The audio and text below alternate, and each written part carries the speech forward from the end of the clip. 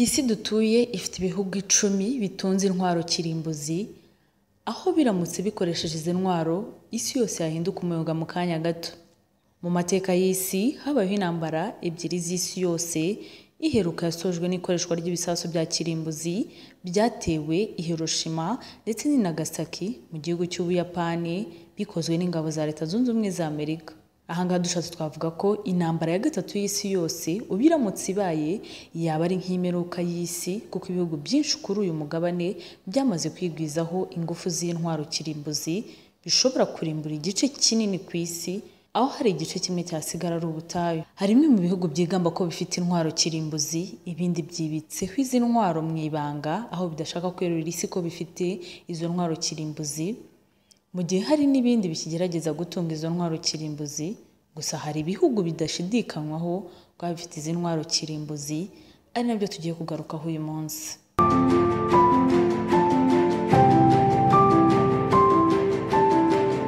Aha turahasanga igihugu cya Leta Zunze Ubumwe za Amerika. Iki akaba ari kimwe mu gihugu mu bidashidikanywaho kuba bifite intwaro kirimbuzi, aho igerageza ryabyo rya mbere ryakozwe ku itariki ya 16 Nyakanga mu mwaka wa 1946, ndetse n'Ubuyapani kugeza n'ubu burakibasirwa n'ingaruka z'ibi bisasu bibiri bya kirimbuzi byatewe muri iki gihugu, bikozwe na Leta Zunze Ubumwe za Amerika, aho iki gihugu kiri ku mubare w'ibihugu bifite ibitwaro bya kirimbuzi byasinyanye amasezerano yo kudatererana no gufatanya gukumira ibindi bihugu bishaka kwigwizaho ubu bwirinzi. Aha rero nanone turahasanga igihugu cy'Uburusiya, nacyo kikaba kidashidikanywaho kuba gifite ibisasu kirimbuzi byageragejwe bwa mbere tariki ya 29 Kanama mu mwaka wa 1949, kandi iki gihugu cyagiye kirangwa n'ubushotoranyi bugaragaza ko cyihagazeho kitahangarwa n'ikindi gihugu na kimwe kuri iyi si. Uburusiya kandi ni igihugu cyamaze gutangaza ko cyiteguye igihe cyose haramuka hari ukinishije kukigabaho igitero. Uburusiya rero nabwo buri mu mubare w'ibihugu bifite intwaro kirimbuzi byasinyanye amasezerano yo kudatererana no gufatanya gukumira ibindi bihugu bishaka kwigwizaho ubu bwirinzi, cyo kimwe na Leta Zunze Ubumwe za Amerika.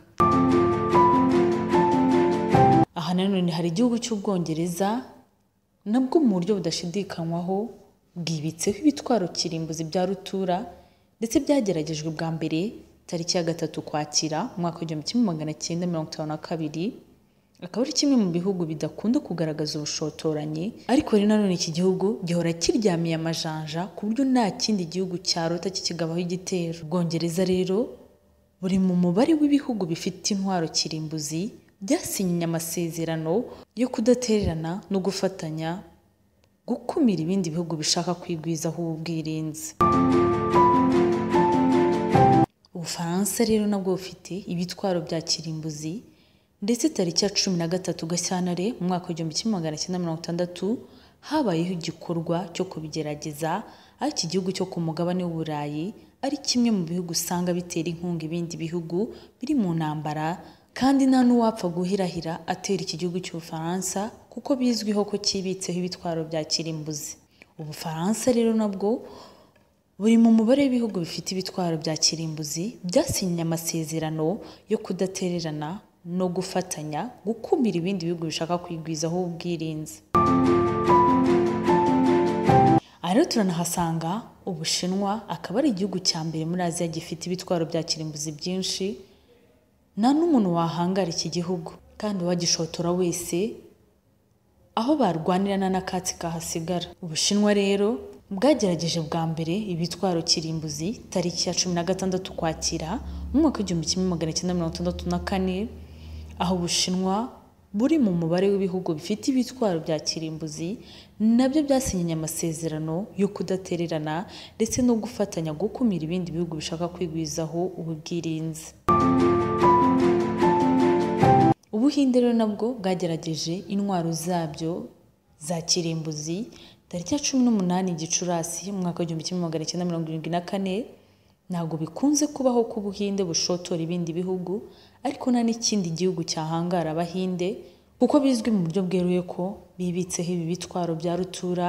Iki gihugu cy'Ubuhinde cyo ntago kiri mu mubare w'ibihugu bifite ibitwaro bya kirimbuzi byasinye amasezerano no kudaterana no gufatanya gukumira ibindi bihugu bishaka kwigwizaho ubwirinzi. Aha rero turahasanga ikindi gihugu cya Pakistan, aho tariki ya 28 Gicurasi umwaka wa 1998 aribwo iki gihugu cyagerageje ibitwaro byacyo bya kirimbuzi, kikaba ari kimwe mu bihugu byihagazeho bidahangarwa n'amahanga abonetse yose, aho Pakistan nayo itari mu mubare w'ibihugu bifite ibitwaro bya kirimbuzi byasinye amasezerano yo kudaterana no gufatanya gukumira ibindi bihugu bishaka kwigwizaho ubwirinzi.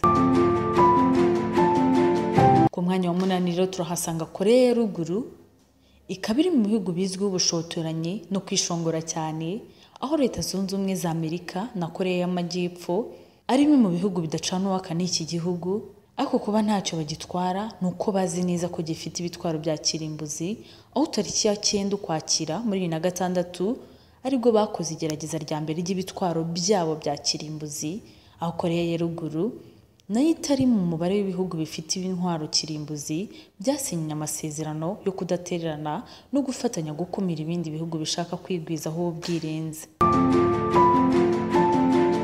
Ku mwanya wa 9 hari igihugu cya Israel, akaba ari igihugu kidahangarwa ariko kandi kidapfa kwirura ko gitunze ibitwaro bya kirimbuzi, kuko hadakunze kugaragazwa ingano y'amatoni iki gihugu cyaba kibitse.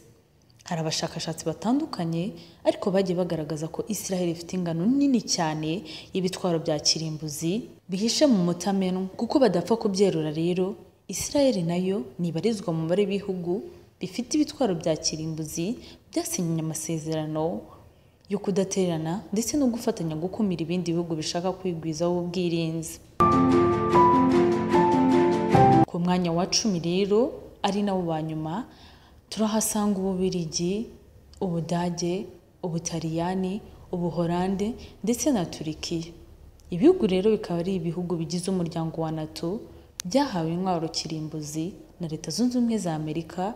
Leta Zunze Ubumwe za Amerika rero zahaye ibihugu bitwaro kirimbuzi, ariko hari icyo babakinze gikomeye. Leta Zunze Ubumwe za Amerika rero ni igihugu kidasanzwe, gifite ikoranabuhanga rihambaye ku buryo n'ibisasu bya kirimbuzi bifite birinzwe cyane, uwabigwaho rero akaba nta n'ikintu yabimaza atabanje guhabwa uburenganzira na Leta Zunze Ubumwe za Amerika. Ibihugu bitanu rero nabyo byabasha gukoresha ibyo bitwaro bya kirimbuzi bibanje gusaba amakode mu gisirikare cya Leta Zunze Ubumwe za Amerika. Nubwo tumaze kurebera hamwe ibihugu 10 bibitse intwaro cyangwa se bitunze intwaro kirimbuzi, umuryango mpuzamahanga urwanya ikoreshwa ry'intwaro kirimbuzi ku isi urakangurira ibihugu byose byo ku isi gusinya amasezerano yo guca burundu ikoreshwa ry'izo ntwaro, kuko zifite ubukana bukomeye cyane. Reka nkushimire wowe udahwema gukurikirana ibiganiro byose binyuzwa kuri channel